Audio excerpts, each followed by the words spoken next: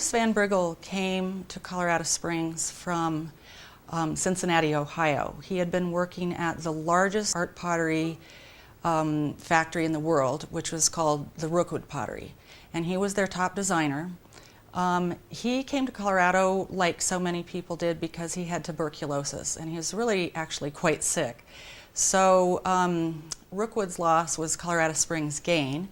He arrived in the spring of 1899, and he came by train. He spent that summer at a local ranch called the Chico Basin Ranch, which is still around today. And that's where he tried to sit in the sun and get exercise, which were kind of the prescribed treatments for tuberculosis at that time. So he also began to design and sculpt pottery at Chico Basin Ranch. Because he was very well known before he came to Colorado Springs, it isn't as though he had to make a name for himself. He was considered Rookwood's top designer, and he had been sent to Europe by Rookwood to study. And one of the main important things that he did was he brought the Art Nouveau style, which was popular at that time in France. It was just emerging. He brought that style to Colorado Springs and really changed the look of pottery. It actually started briefly when he was in Rookwood. For instance, one of his most famous pots, called the Lorelei, is a figure. It's a figural vase, and it has the siren Lorelei, which was one of the sea sirens, and she's draped around the top of the pot. And figural pieces like that were a real hallmark of the Art Nouveau design. So he actually designed that as one of the last things that he did at Rookwood. It's kind of one of his signature pieces, and a lot of people don't know that it was designed at Rookwood before it came here.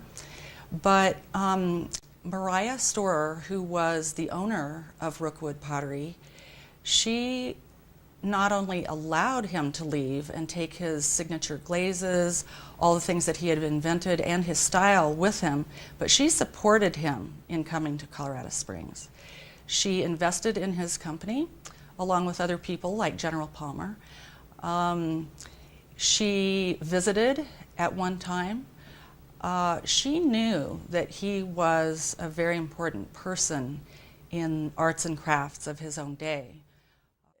I think one of the things that he is really known for is kind of reviving what they call this matte glaze.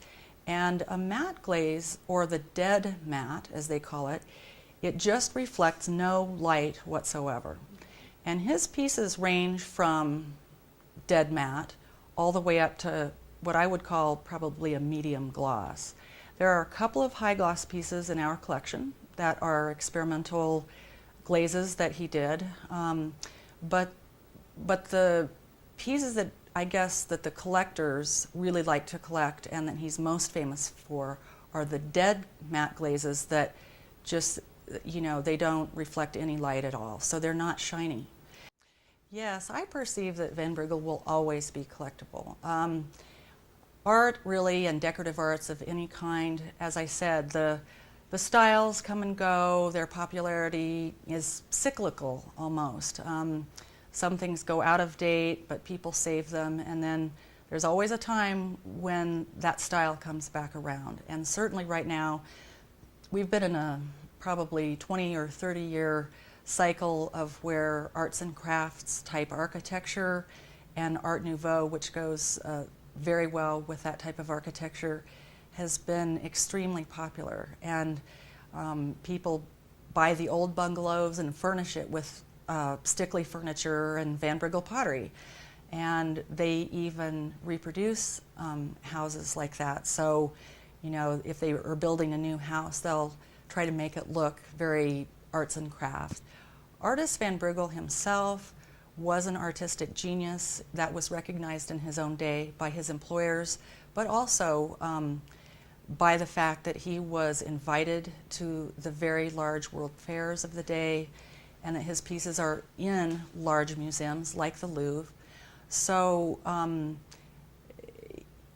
people were well aware of his impact on the decorative arts at the time. So he was able to incorporate things like Rodin's figural sculpture into pieces of Art Nouveau pottery, at the same time with his very serious interest and his experimentation in glazes, able to take some of his glazes back to that dead matte pottery.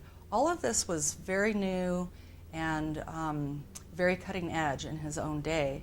So while we've lived with this pottery, you know, during our lifetimes, and we tend to think, you know, oh, well, you know, I live in Colorado Springs and, you know, I'm very familiar with Van Briggle art pottery. In his day, it was something very new and something very special. So I think that he was revered in his own day, and I think people today, especially collectors and aficionados of arts and crafts as well as Art Nouveau, they recognize the fact that he was special in his day, and that the pottery is still very important to collect, to keep, and to champion. Anne Van Briggle had a Dutch architect, Nicholas van den Arend, who was a famous Dutch architect at that time. She had him design the memorial pottery, and it was memorialized Artus Van Briggle as an artist. So it was a working pottery with kilns that would fire their pieces and all, but it was designed as a Dutch farmhouse, and all over the outside of it were and are tiles of all different shapes, colors, designs, and it really is one of the gems, architecturally speaking, one of the gems of Colorado Springs. So that was finished in 1908, and after 1908, that is where the pottery continued to operate for a number of years.